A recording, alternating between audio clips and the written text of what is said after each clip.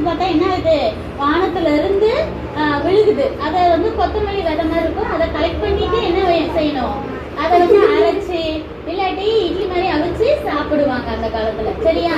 அது வந்து பாக்குறதுக்கு இது என்ன ஃபுட்டுன்னே அவங்களுக்கு கண்டுபிடிக்கவே தெரியல. ஏன்னா அது வந்து வானத்துல பரலோகத்துல ஏஞ்சல்ஸ் சாப்பிடுற சாப்பாடு. அப்ப அது அவங்க எடுத்து பார்த்துட்டு கேக்குறாங்க இது என்ன அப்படின்ட்டு. அவங்க லாங்குவேஜ்ல அது என்னன்னு கேக்குறாங்கன்னா மன்னா மன்னான்னு கேக்குறாங்க. மன்னானா இது என்னன்னு அர்த்தம் தமிழ்ல. அப்ப அதையே பேரா வச்சாச்சு. அதுக்கு பேர் என்னது? மன்னா. சொல்லுங்க, மன்னா.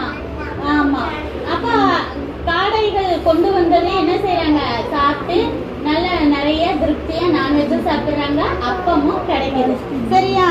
இப்போ இஸ்ரவேல் ஜனங்கள் புறப்பட்டு சீன்கிற வனாந்தரத்தில் இருந்து ரெவித்தீம் அப்படிங்கிற ஒரு இடத்துக்கு போய் பாளையம் இறங்குறாங்க. அந்த இடத்துல தண்ணி இல்லாததுனால உடனே எப்பயும் போல் மோசைக்கிட்ட பயங்கரமாக சண்டை போடுறாங்க.